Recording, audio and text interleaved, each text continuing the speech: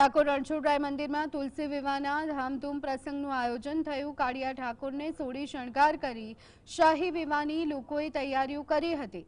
પરંપરા અનુસાર ભગવાન શાલિગ્રામનો વિવાહ તુલસી સાથે 11સના દિવસે કરવામાં આવે છે।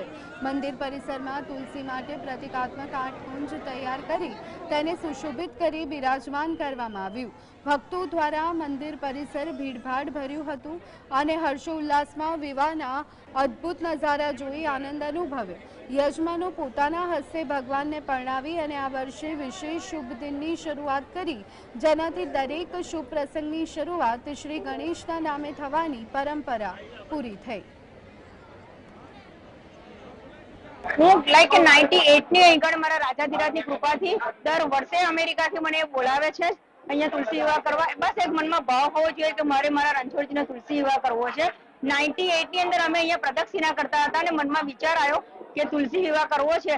અમારી બીજી પ્રદક્ષિણા પૂરી થાય પહેલા તો સામેથી તેડું આવી ગયું અમારે કે આ પાલ ખાલી પડે છે, તમે તુલસી વિવાહ કરવા બેસો। બસ એ જ મારા રાજાધિરાજની કૃપા કે હવે મને અમેરિકાથી એ સ્પેશિયલ અહીંયા તુલસી વિવાહ માટે મને બોલાવે છે। કેટલી વખત તમે તુલસી વિવાહ કરવા માટે અમેરિકાનું દાખલ? ઓલમોસ્ટ 12 વખત। પરિવાર અમારું છે અને અમે ને અમારા યજમાન અહીંયા આ જગ્યા ઉપર છેલ્લા 75 વર્ષથી તુલસી વિવાહ કરાવીએ છીએ। સૌપ્રથમ ડાકોરમાં આ મંદિર ખાતે અમારો જ તુલસી વિવાહ થતો હતો। હવે બીજા બધા ભક્તો પણ એમની પ્રમાણે કરી રહ્યા છે અને માં જગદંબા તુલસી માતાની એવી કૃપા રહે છે કે અમારા જે બી યજમાનો જેમણે પણ તુલસી વિવાહ અત્યાર લગીમાં કર્યા એમના બધા મનોરથો પૂર્ણ થાય છે। એમના